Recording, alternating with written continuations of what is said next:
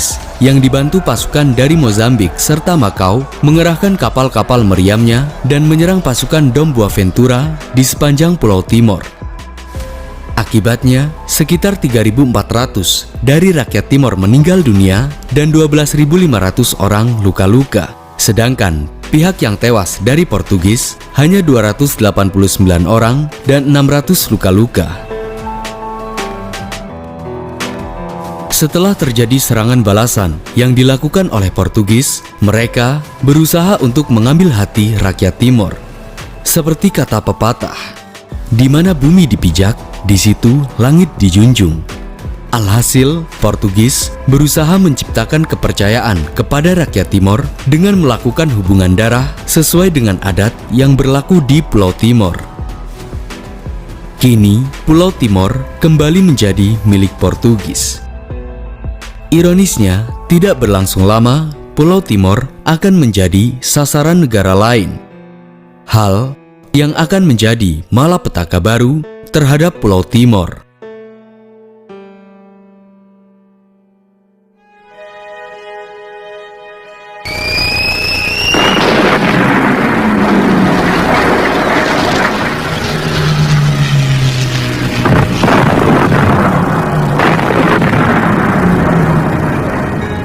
Setelah Jepang menyerang Pearl Harbor pada tanggal 17 Februari 1942, Jepang mendaratkan pasukan militernya ke Timor Portugis.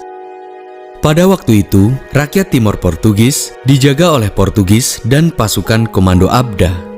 Meski Portugis dibantu 4 negara aliansi sekutu, namun Jepang berhasil memukul mundur. Sehingga 3 hari kemudian, atau pada tanggal 20 Februari 1942, Jepang berhasil menguasai Pulau Timor. Kini, Pulau Timor dimiliki sepenuhnya oleh militer Jepang.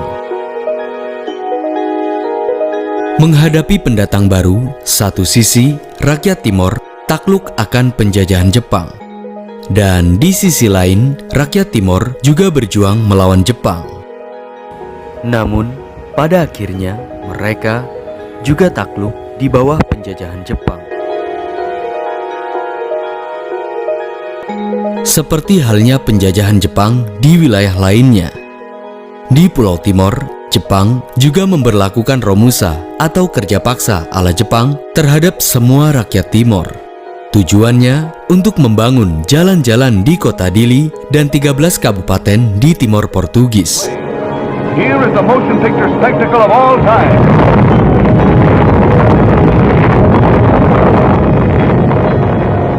Setelah Jepang mengalami kekalahan dalam Perang Dunia Kedua, Jepang menarik pasukannya dari berbagai wilayah, termasuk dari Timor Portugis. Otomatis, orang-orang Portugis kembali ke Pulau Timor. Hanya saja, kala itu pemerintah Portugis hanya menganggap Timor Portugis sebagai pos perdagangan yang tidak terlalu penting. Bahkan, mereka hanya menggunakan wilayah itu sebagai tempat tahanan politik pemerintah Lisbon. Alhasil, pada tahun 1955, pemerintahan Portugis menyatakan Timor Portugis sebagai pemerintahan luar negeri. Dan pada tahun yang sama, daerah jajahan Belanda di Kupang sudah merdeka di bawah kibaran bendera merah putih. Lantas, apakah rakyat Timor masih melanjutkan perjuangannya melawan penjajah? Seperti halnya Indonesia,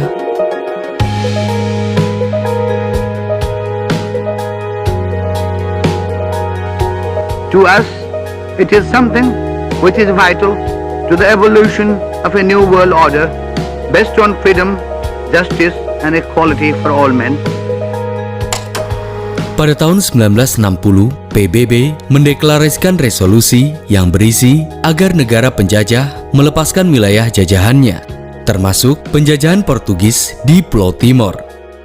Namun, resolusi ini tidak ditanggapi oleh pemerintahan Portugal. Alhasil, pada tahun 1974, rakyat Portugal melakukan revolusi anyelir di Portugal. Di lain sisi, sejak tahun 1970-an, sekelompok pemuda Timor melakukan sebuah gerakan bawah tanah dengan tujuan untuk menyadarkan masyarakat Timor agar melawan penjajahan Portugis. Dan saat terjadinya revolusi anyelir di Portugal, aktivis pemuda Timor memanfaatkan kesempatan ini untuk membentuk suatu wadah guna memperjuangkan kemerdekaan rakyat Timor. Alhasil, di tahun 1974, secara bersamaan mereka membentuk beberapa partai. Di antaranya Partai UTD atau Uni Democratica Timorense, Partai Apodeti atau Asociacio Popular Democratica Timorense, dan juga Fretilin atau Frente Revolucionaria de Timor-Leste Independente. Hanya saja tujuan serta ideologi mereka berbeda. Contohnya, Partai UTD yang nasionalis menginginkan kemerdekaan secara bertahap. Apodeti ingin agar Timor bergabung dengan Indonesia, dan Fretilin yang berideologi komunis ingin memperjuangkan kemerdekaan Timor-Leste secara mandiri. Viva Comité Central da Fretilin! Viva! Viva o povo rebelão! Viva! Perbedaan tujuan serta ideologi inilah yang akan mengakibatkan perpecahan serta perang saudara di Pulau Timor.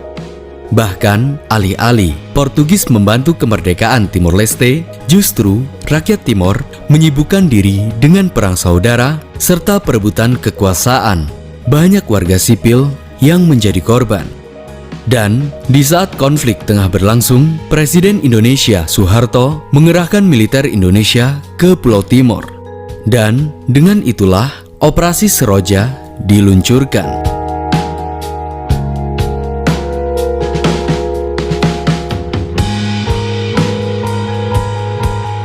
Kini, Pulau Timor bukan hanya didatangi oleh Portugis, tapi juga negara tetangganya, yakni Indonesia.